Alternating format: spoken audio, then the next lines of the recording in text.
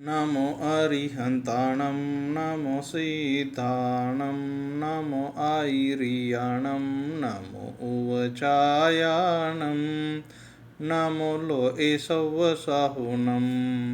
जय बोलो देवादिदेवादिनाथ भगवान की जय। इस युग के अंतिम तीर्थंकर महावीर स्वामी की जय। जय बोलो प्रथमाचार्य चरित्र चक्रवर्ती शांति सागर मुनि महाराज की जय। समस्त मुनि आर्य का संघ की जय। जैन धर्म की जय।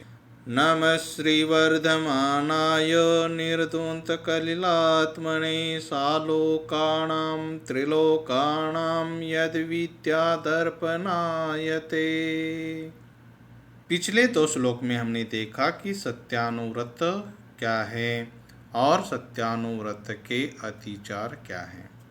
सत्यानुव्रत यानी स्थूल झूठ को ना तो बोलता है, सत्यानुव्रती स्थूल झूठ को तो ना बोलता है ना अन्य से बुलवाता है। ऐसे सत्य भी नहीं बोलता जो सामने वाला विपत्ति में पड़ जाए।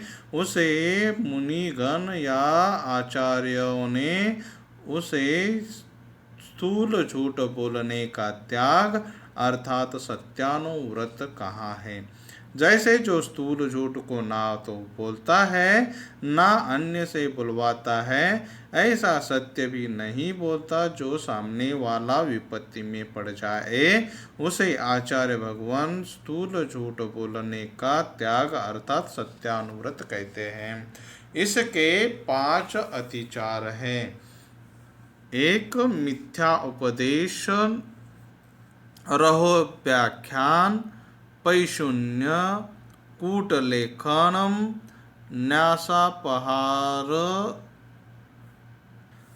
न्यासापहारित्या। यह 5 सत्यानुव्रत के अतिचार है। सत्यानुव्रती इन 5 अतिचारों से बच के रहता है, बच के रहना चाहिए। अब आचार्य भगवान आगे अचौर्यानुव्रत का वर्णन करते हैं और अचौर्यानुव्रत के अतिचार का वर्णन कर रहे हैं। निहितं वा पतितं वा सुविस्मृतं वा परस्वमविसृष्टं न हरति अन्नच्च तत्ते तदक्रूशचौर्यादुपारमणम्। निहितं रखी हुई, पतितं गिरी हुई, सुविस्मृतं भूली हुई, परस्वमविसृष्टिम अन्य की वस्तु को, तद स्थूल पारमन परित्याग। अर्थ देखिए इसका, रखी हुई व गिरी हुई व भूली हुई व अन्य किसी वस्तु को ना तो स्वयं लेता है ना उठाकर दूसरों को देता है, उसके स्थूल चोरी का त्याग बनता है, यानी अचौर्यानुव्रत कहलाता है। किसी ने रखी हुई वस्तु हो व किसी की गिरी हुई वस्तु हो या किसी ने भूली हुई वस्तु हो या अन्य की वस्तु हो, ऐसे अन्य के वस्तु को ना तो वह स्वयं लेता है ना उसको उठाकर दूसरों को देता है, ऐसे कार्य उसके स्थूल चोरी का त्याग बनता है, यानी अचौर्यानुव्रत कहलाता है। तो फिर सड़क पर पड़े हुई वस्तु मिली तो उस वस्तु का क्या करना चाहिए? वह वस्तु उठाएगा, उस वस्तु का स्वामी कौन है वह देखेगा, उस वस्तु के मालिक का आता पता लगा तो उसे सूचना देकर ले जाने के लिए कहेगा, अथवा या उस वस्तु पर नाम पता लिखा है तो वह वस्तु उसके पास भिजवा देगा। नाम पता नहीं लिखा है तब क्या करेगा? उसको अपने पास रख के अखबार में लिखवाएगा या थाने में जा कर के जमा कराएगा या कोई समाज सेवी संस्था हो उसमें जमा करवा देगा, लेकिन अपने पास नहीं रखेगा और खुद भी उस वस्तु का उपभोग नहीं करेगा। सब व्यवस्था छानबीन करने के बाद भी कोई न आए तो उस वस्तु को धन स्वरूप हो तो मंदिर के दान पेटी में डाल दे या वस्तु स्वरूप है तो अध्यक्ष को दे दे।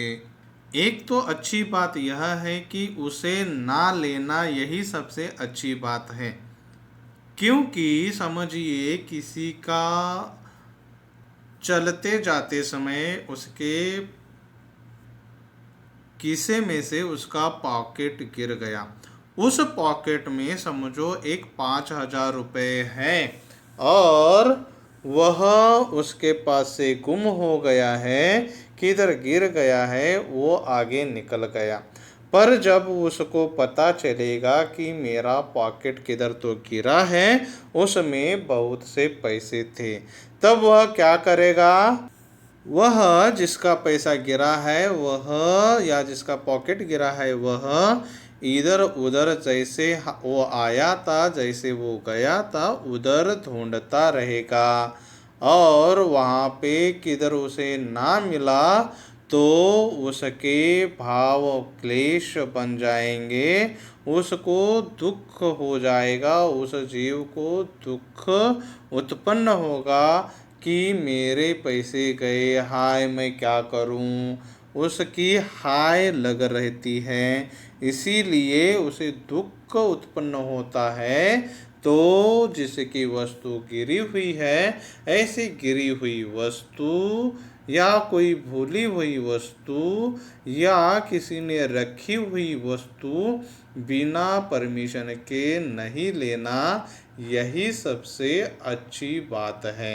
और उठा भी ले लिया तो उसका उपभोग खुद ना करके उसे अखबार में या उसके मालिक के पास पहुंचा देना, यह सबसे अच्छी बात है।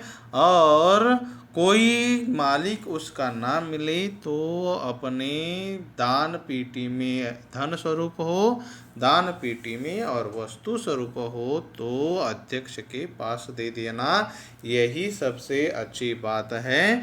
उस वस्तु का जो रखी हुई, गिरी हुई, भूली हुई वस्तु का स्वयं उपभोग ना करे, ना करना। दूसरे की प्रॉपर्टी ली है, खोदते समय धन मिला तो क्या करेगा? या तो वह घर पुराने मालिक को बुलवा कर उसको दे देगा।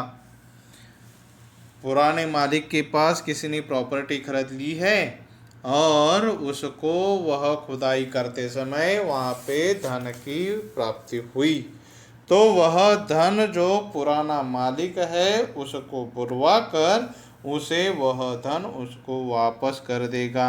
अगर वह नहीं लेता तो गड़े हुए धन का मालिक शासक होता है, सरकार या पुलिस को बुलवाएगा, उसको सौंप देगा। गड़े हुए धन का उपभोग करे तो उसे चोरी का पाप लगता है। पड़ी हुई वस्तु दूसरे को उठा के दे देना तो इसमें क्या गलत है? पड़ी हुई वस्तु को दूसरे को मत देना, मत दीजिए। जिसकी वस्तु है उसको ही मिले यह प्रयास करें। थोड़ी मेहनत करें। अगर जिसकी वस्तु है उसे ही दीजिए। किसी का पॉकेट गिरा है, उसे आपने देखा वह कोई नहीं है तो उसे उठाकर रास्ते से जाने वाले किसी गरीब को आपने दे दिया। कुछ समय बाद जिसकी वस्तु गिरी थी वह ढूंढते वहां तक आया और उसे वह वस्तु नहीं मिली तो उसके परिणाम कैसे होंगे? इसीलिए पड़ी हुई वस्तु जिसकी है उसी को ही देना चाहिए, अन्य को नहीं देना। यदि चूक भूल से दुकान से वस्तु कम दाम में घर ले आए तो क्या करें? वापस उसी दुकान को जाए और उसे बताए कि आपने इस वस्तु का दाम 180 है, पर भूल कर गलती से मेरे पास से 100 रुपये कम लिया है, आप वह वापस ले लीजिए। इस भूल चूक का गलती से 180 की वस्तु सिर्फ 80 रुपये में आपको कोई दे रहा है, गलती से दे रहा है। भूल चूक का इस नाजायज फायदा मत उठाना, सामने वाले को कष्ट होता है। गृहस्थ के द्वारा चोरी आदि का एक देश त्याग होता है, उसे अचौर्य अनुव्रत कहते हैं। फिर आचार्य भगवान आचौर्य अनुव्रत के 5 अतिचार जो दोष है वह बताते हैं। चौर प्रयोग चौरार्था दान विलोप सदृश सन्मिश्रा हीनादिक विनिमाणं पंचास्ते व्यतिपातः। विलोपस यानी टैक्स बचाना, हीनाधिक विनिमाणम कम अधिक तोल नाप, व्यतिचार यानी अतिचार। तो इसका अर्थ देखिए, चौर प्रयोग चौरार्थ दान विलोप अनुमिश्रः हीनाधिक विनिमाणम, ये 5 अचौर्य अनुव्रत के अतिचार है। चौर प्रयोग यानी किसी को चोरी करने के रास्ते बताना, किसी को चोरी किस तरह हो सकती है यह बताना, इसका नाम है चौर प्रयोग। उदाहरणार्थ, कोई विदेश से आते समय सोना लेकर आया, उसे कस्टम ड्यूटी देना नहीं है, उसके लिए मार्ग सुझाव देना, यह चौर प्रयोग नाम का दोष होता है।